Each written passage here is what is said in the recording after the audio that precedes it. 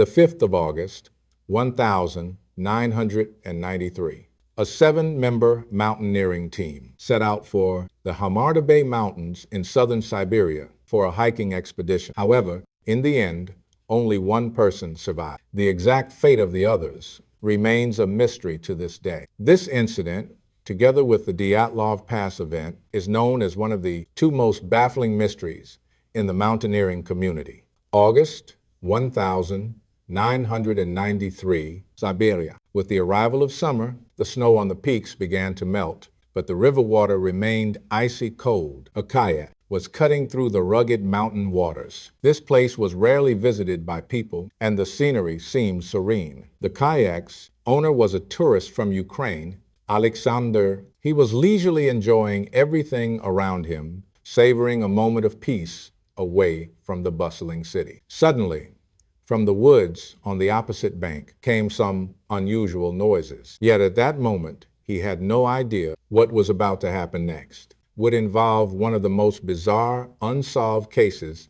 in human history. As he paddled closer in his kayak, he saw clearly a girl about 17 or 18 years old, wildly waving her hands at him. Her face was covered in dirt, and her clothes seemed stained with blood. Her eyes betrayed a deep terror, as if she had just experienced something truly horrifying. Without hesitation, Alexander jumped into the icy river, swimming to the other side. The girl appeared somewhat delirious, muttering constantly, but her words made no sense, completely illogical. After a long while, Alexander roughly understood what she meant. She came from a school mountaineering team, which had arrived here to hike a few days earlier, but all the other members had died, and she was the only survivor. The story began a week earlier. The 2nd of August, 1993, two hiking teams from Kazakhstan were trekking along a steep mountain path, heading deep into the Hamar-Daban Mountains for a 3-day hiking expedition. Both teams came from the same school, mostly teenagers, with some in their early 20s. One team was led by Konstantin Kazantsev. Kazantsev was responsible for leading that team. Another leader was 1-year-old Lyudmila, who served as the lead guide. Lyudmila has extensive hiking experience. She has gone hiking many times. She has crossed the Hamada foothills. And also Lyudmila, her 6-year-old daughter Natalia, is also in Konstantin's team. You might wonder why the mother and daughter are not on the same team. This is actually because they are taking different routes. Lyudmila's team will take a high-altitude route along the ridge, while Konstantin's team moves along the valley. Although the valley route is lower in altitude, in terms of technical difficulty, it is actually harder than the ridge route. In Russia, routes are classified into 6 levels based on difficulty, with level 1 being the easiest and level 6 the hardest. According to this classification, the ridge route is a moderate, level 3, with slopes of about 35 to 45 degrees, not requiring professional climbing equipment, but it demands a certain level of stamina and experience. The valley route is classified as level 4 difficulty, with some sections exceeding 55 degrees of steep rock, requiring climbers to have some rock climbing experience and the use of professional climbing equipment. Their plan is to start from Merino Village, follow along the Blue Valley River, and at a fork midway, the two teams will split, taking the ridge and valley routes respectively, and finally regroup at Lake Tavatui. After meeting at the lake, they return together.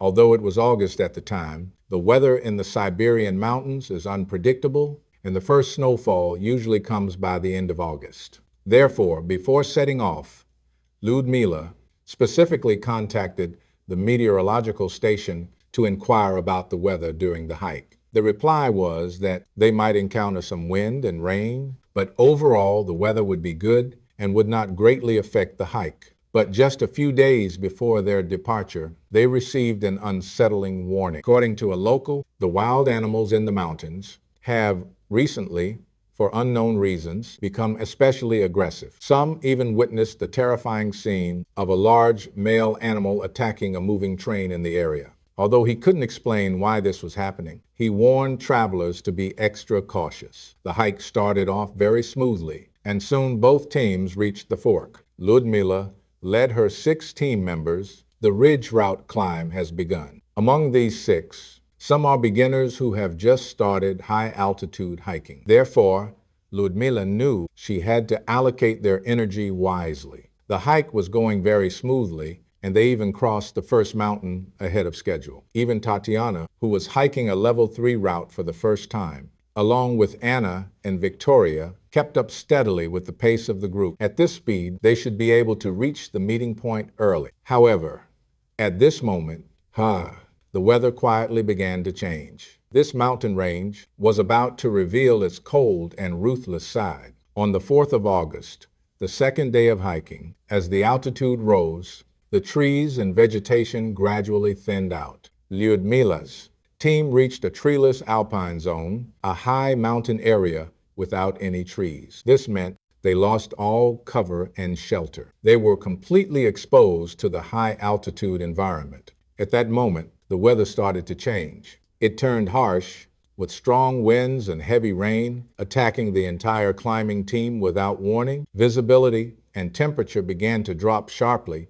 and the team's pace noticeably slowed down. Lyudmila tightly held the map, knowing that the most important thing now was not to stray from the correct route. Once lost in the mountains, the consequences would be unimaginable. But the low visibility around them clearly posed a significant challenge for her. Confirming the map also took a lot of time. Lyudmila knew they wouldn't be able to cross the mountain pass before the bad weather arrived. So she immediately ordered to set up camp where they were. The students quickly finished pitching their tents. Lyudmila told the students to finish preparations before nightfall. They went out to gather some mushrooms to supplement their dinner.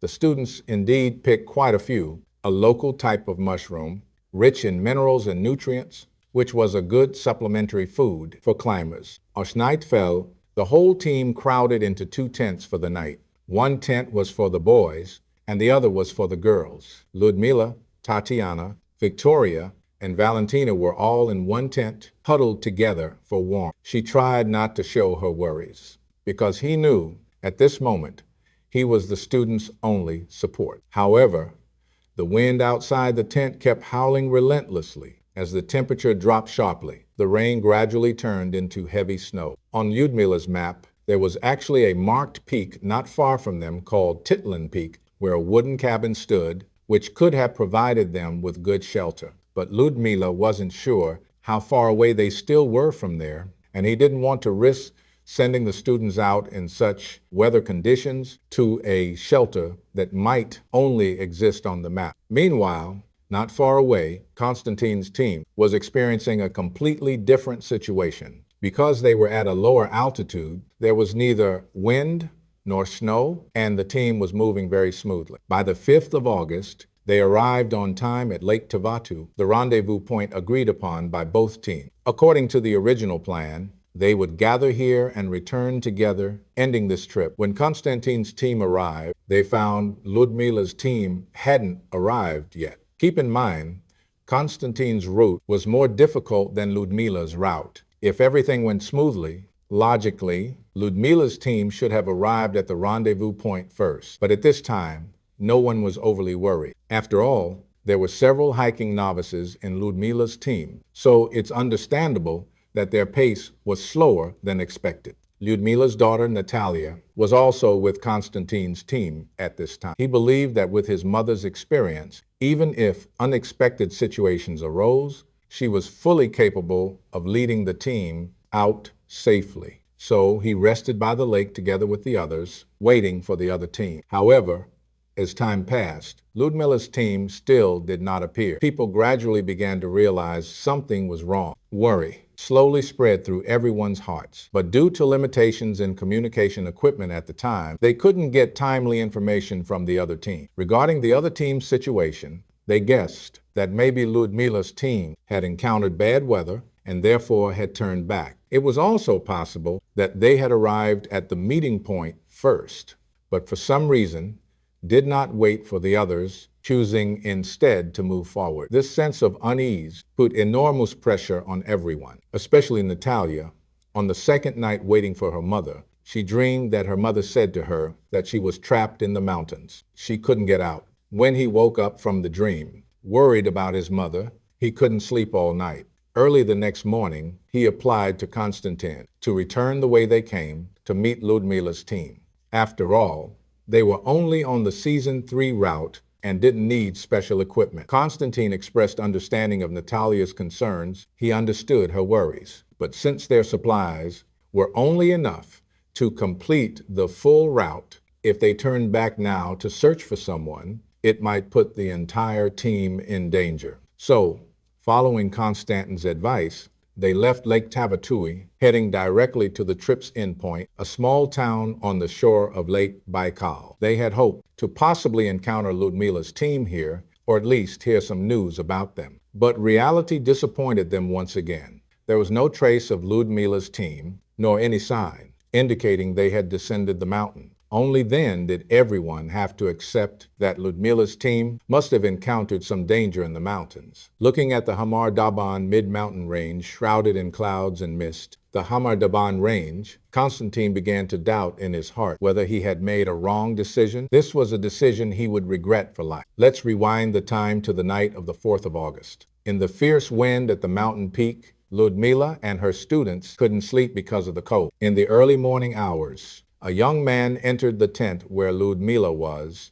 His name was Sasha, 23 years old. At the time, he was dating Natalia, who was Lyudmila's future daughter-in-law, so their relationship was very close, seeming like mother and son to outsiders. He told Lyudmila that the boy's condition was not optimistic. Many were showing signs of illness. At this altitude, with no trees to block the wind around, they were completely exposed to the biting cold wind and heavy snow. To make matters worse, the tent's ropes couldn't withstand the fierce wind and were snapped. The wind and snow blew directly into the tent, and the sleeping bags were soaked with melted snow, making it a harsh night for everyone. Finally, dawn arrived, and Lyudmila told everyone that they had to set off immediately. After eating some simple canned breakfast, they decided to evacuate southward, moving to a lower altitude. Although this direction roughly followed their original planned route, following the original planned route, they avoided the higher peaks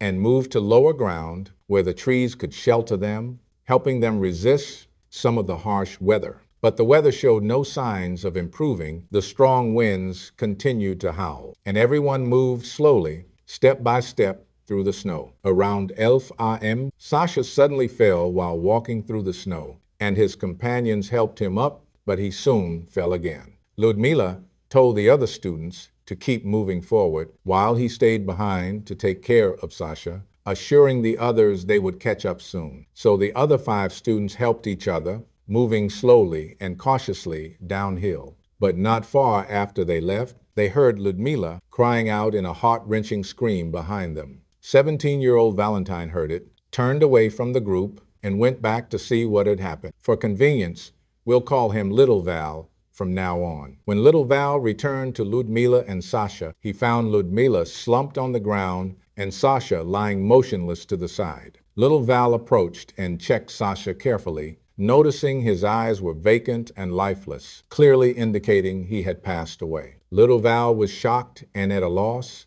and for a moment, he felt as if he had fallen into a nightmare. But if this was a nightmare, Sasha's death was only the beginning, because shortly after, Lyudmila also collapsed. At that moment, the other students returned. Saying Lyudmila fell, they were thrown into utter panic, because Lyudmila was their only hope and pillar. If he went down, they didn't know how they could get out of this snow-covered mountain. At that moment, Little Val was horrified to realize everyone was screaming and struggling. Everyone was screaming and struggling, not out of panic, but more like they were experiencing real, tangible pain. He noticed that some companions' eyes, noses, and ears starting to bleed, some foaming at the mouth, and some frantically tearing at their clothes. Xiaohua had never seen anything like this before. In fact, his companions were collapsing one by one. Xiaohua tried to help his friend Victoria up, but Victoria, like a madwoman, bit his hand. She bit his hand. Even so, Xiaohua didn't give up. He still desperately tried to drag his companions to a lower altitude, but after only a few steps, he saw a scene that shocked him even more. Another girl, Tatiana, came to a rock and repeatedly slammed her head against it until her face was covered in blood, then collapsed, motionless in the snow. Xiaohua froze from extreme fear and panic, standing rooted to the spot as if time had stopped. After an unknown amount of time, he felt a hand pushing him, pulling him back from his shock. He looked down, and the one pushing him was Dennis, a boy from the team. His ears and mouth were bleeding, but he still mustered all his strength to say his last words to him. "Get out of here, run." Xiaohua finally snapped back to reality and took off running down the mountain. Along the way, he glanced back once, seeing Dennis lying on the snow, struggling to crawl downhill. But shortly after, he lay still in the snow,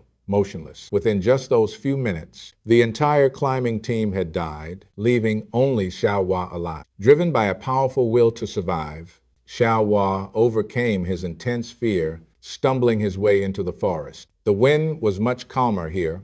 Exhausted, Xiaohua found a large tree, then curled up in his sleeping bag and fell into a deep sleep. One day later, the harsh weather finally began to ease. To Xiaohua, what happened the day before felt like a dream, completely unreal. But everything around him reminded him that this was reality. Worse, he had fled in such a hurry yesterday that he didn't bring any food or supplies. So Xiaohua decided to return to the scene, secretly hoping that maybe some companions were still alive. But upon arrival, he found that everything was exactly the same as when he left yesterday. Everyone was lying where they fell, obviously dead for a long time. Xiaohua held back his grief, covering his companions' bodies with the tent. He gathered all the offerings from his backpack, including the mushrooms he had collected earlier, a map, and a compass, then set out alone to try to leave the mountain range. Xiaohua knew that relying on his own strength to reach Tabet Lake was almost impossible, so he decided to return along the route he came. Although it was mostly downhill,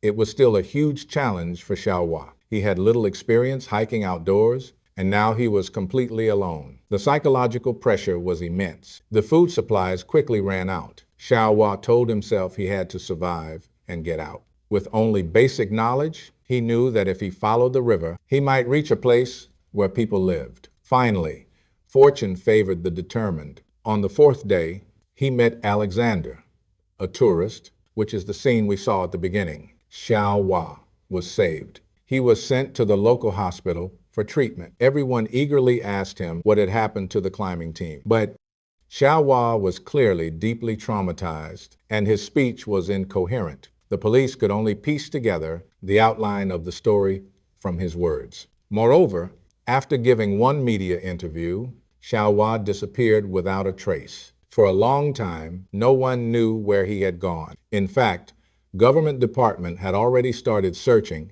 before Xiaohua was found. After finding Little Vanya, they roughly deduced where the mountaineering team encountered difficulties. However, what the rescue team discovered still cannot be explained. On the 24th of August, 1993, official helicopters had been searching the mountain range for the missing climbers for several days. That day, they finally found the place where the climbers had last met their fate. After the helicopter landed, the rescue team arrived near the camp and found the bodies. Although Valentia had covered the bodies with a tent, after more than 10 days of wind and rain, all the bodies were severely decomposed, giving off a suffocating stench. The weather had improved by then, and visibility had returned to normal. Rescuers were surprised to find them at the site of the tragedy, only a few hundred feet from the Delant scenic area, where there really was a wooden cabin. On clear days, you could see it from where the accident happened,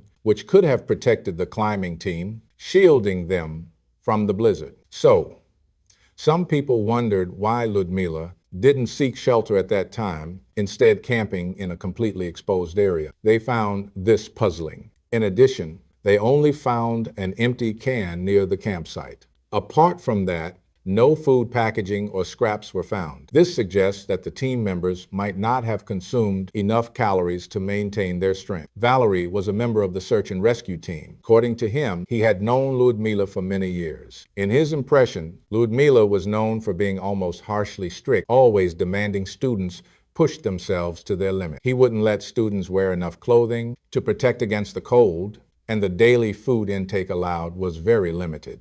Moreover, Lyudmila often unnecessarily required students to camp in unsuitable locations, using this as a way to toughen their willpower. The rescue team brought back everyone's bodies and sent them to Fana for autopsy. After examination, it was found that almost all were lacking protein and were malnourished. This seems to further confirm that this disaster was caused by Lyudmila's poor leadership. But not everyone agrees with this conclusion. After years of silence, Valentina stepped forward to publicly support Lyudmila. She claimed that throughout the hike, there were no issues with foreign substances or food shortages. Lyudmila also took good care of everyone, fulfilling her duties as the leader. As for the cause of death of the 5 students, the official conclusion was hypothermia, while Lyudmila died from a sudden heart attack. Finally, I want to share my thoughts on this incident. Lyudmila's death from a heart attack seems reasonable to me. After all,